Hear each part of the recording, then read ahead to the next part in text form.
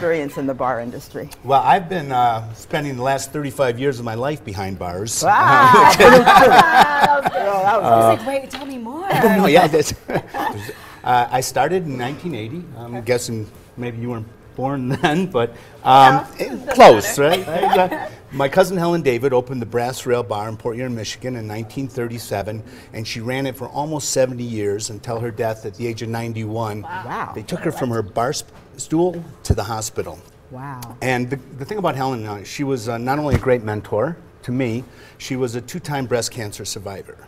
So in her memory, I've started the Helen David Relief Fund, which benefits bartenders and their families who've been affected by breast cancer. Wow. And I brought each of you a little gift. Carrying gifts and Yay! drinks. Oh my gosh, Yay! this is beautiful. Thank you so much. Oh, an apron! Yes. In honor of your cousin, right? Yes. Helen David Relief Fund.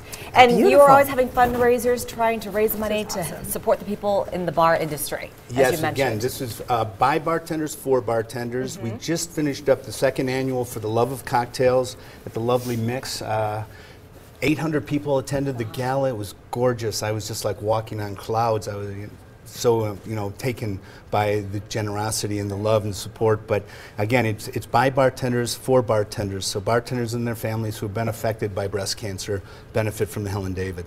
Absolutely fantastic. You were deemed the modern mixologist. How would Helen, how do you describe what that means? Well, the beautiful thing, when I started at the Brass Rail in 1980, Helen taught me the classics. Okay. So really my foundation is in the classics, in old fashions and sidecars and Manhattans.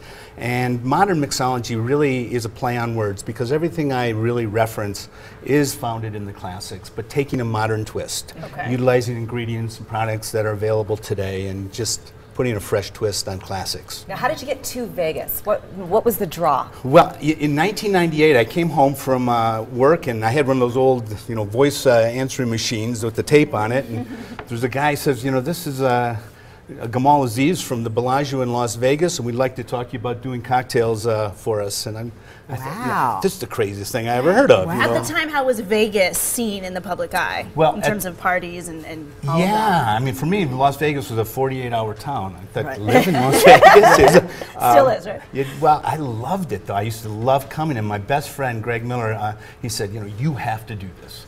This is an opportunity for you to really, preach the message of mixology. And, at that time, fresh cocktails in Las Vegas basically meant, a freshly opened bottle of sweet and sour mix. Exactly.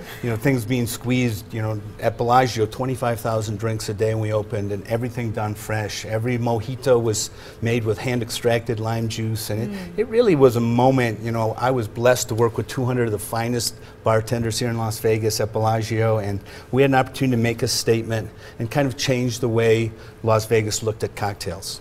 Fantastic. You've elevated the game of, Yeah. bartenders and drinks and everything here at hospitality in Vegas. Well, You moved here and stayed here, like the rest is history? I thought I'd come for like 2 years. Everyone says that. Well, Tony, we're glad you joined us here at the round table, and you're going to be making a drink for us later on. Can't wait for that. Now to our trending